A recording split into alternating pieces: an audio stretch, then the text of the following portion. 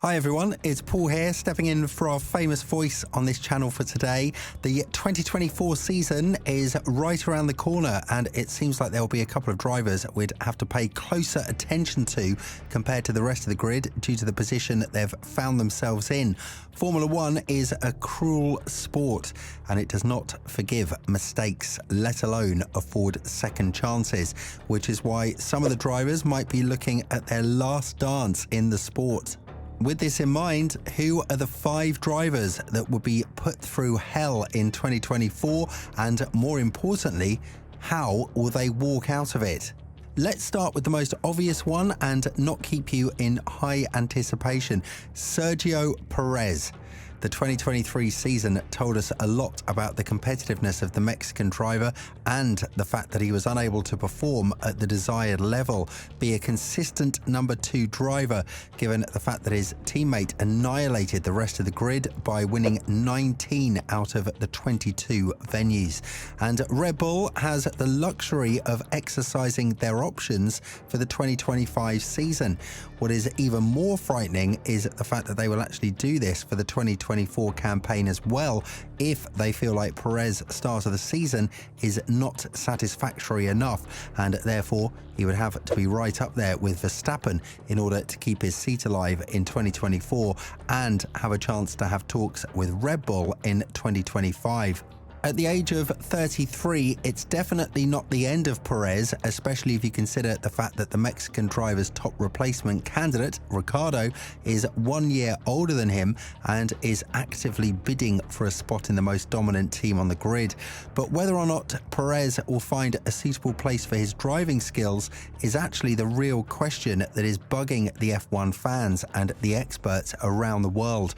Elaborating on this matter even further, Horner made sure to emphasize how important it is for Perez to perform at the highest level possible for his own sake, adding, "I think the luxury position we are in is that we are not in any rush. We've got loads of options, and I think it's Checo's seat to lose. He's the one that we're backing. He is our 2024 driver, and if he does a great job next year, there is no reason that we wouldn't extend him into 2025.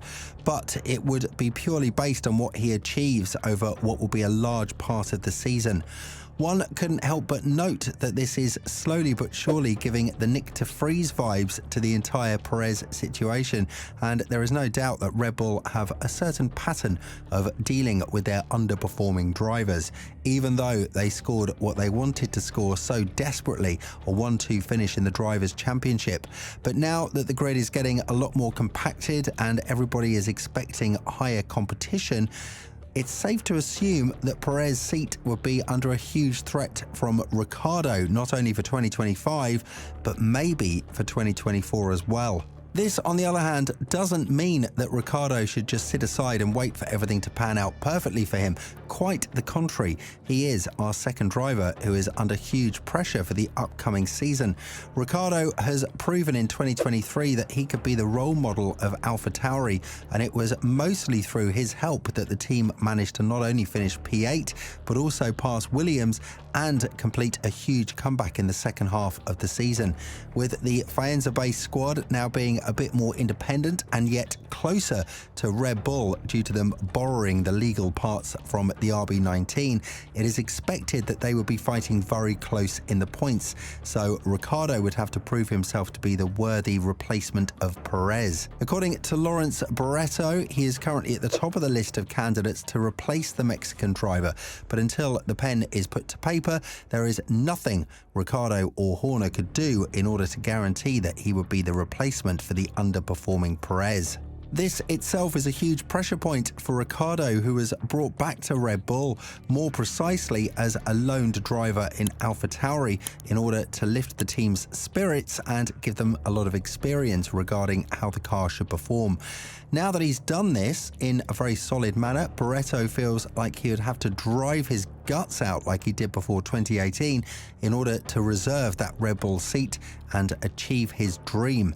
And when talking about this, Lawrence added, As it stands, it is believed Ricciardo tops senior management's list of suitable replacements. The Australian will need to get back to his very best this year, and with many insiders feeling his AlphaTauri team will make a big step forward this year in terms of competitiveness, there's a strong chance he'll deliver. That'll give Red Bull a kind of headache, as a 2018 spec Ricciardo might be too strong an option to turn down. While we have you at the positive pressure point, let's talk a little bit about George Russell. I know that you probably didn't expect to hear the last Mercedes race winner in this video, but given the fact that he had a very bad 2023 season with only 2 podiums compared to his teammates' 6, finishing 8th in the Drivers' Championship, Russell will have a lot to prove to himself and to Mercedes in the upcoming year. The Brackley-based squad is entering the season with a brand new approach and philosophy of the car after being heavily criticised by Hamilton, and the fact that the 7-time world champion is much more present in the factories in Brackley and Brixworth might suggest that the team is orienting towards his preferences a little bit more compared to Russell's. There is a pattern of performance that we can't ignore, and that is the fact that whenever the car was not at its best, Russell managed to drive the wheels off it. But once the car started to become better, he immediately lost ground, not only to Hamilton, but to the rest of the grid. This is why he would have a huge question to answer in the upcoming season. Is he actually a good driver, or just a good driver of bad cars? As of now, it seems like Mercedes is expecting massive improvement in performance, up to 2.5 seconds if we're to trust Toto Wolff. And with the car improving to a further extent, Russell will have all the motivation to prove to the world that he's not here to finish behind Hamilton, nor to match his performance. He is here to be the better Mercedes driver. This has been said with his own words, something that caused Wolff to react and have a sit-down talk with the young Brit. So it will be quite interesting to see how things will pan out in Mercedes if they turn up with a very competitive unit in 2024. Speaking of Mercedes drivers, let's focus on a former one, Valtteri Bottas. While many thought he would find his groove in Alfa Romeo, so far that does not seem to be the case, and all the turmoil that happened between Sauber and the Italian outlet has led to the question of whether or not Bottas would be the right fit for the team in their pre-Audi era.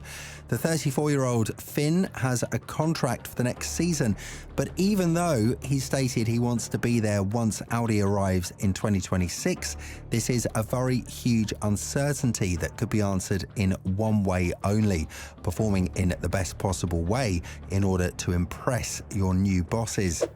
The competition for the Audi seats is high, to the point of the German team wanting to bring back Vettel from retirement, and with Norris, Sainz and Mick Schumacher rising to be some of the most competitive names in the Audi's camp, Bottas will have quite the competition to beat.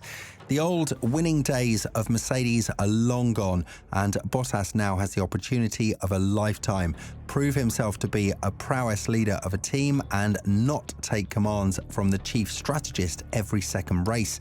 So he would have a huge burden on his shoulders to prove himself not only to Audi, but to the rest of the F1 world as well. Talking about proving yourself, we can't forget about Logan Sargeant, who was the last driver on the grid to have his contract extended for the 2024 season. However, it was on thin legs that Valls announced the continuation of the collaboration with the American driver.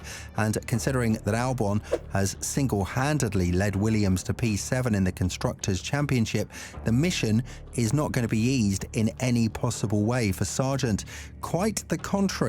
He would have to find performance and discipline now that Williams is planning to take one step ahead in the performance, and if they manage to lose ground to the rest of the teams that finished behind them in 2023, such as AlphaTauri, Sauber or Haas, then the talks about continuing the collaboration would be quite picky one.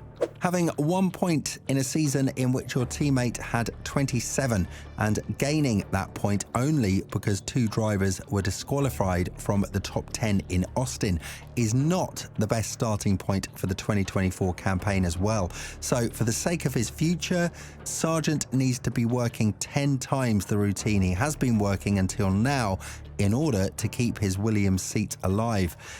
With this in mind, which driver do you think will be gone from the grid in 2024?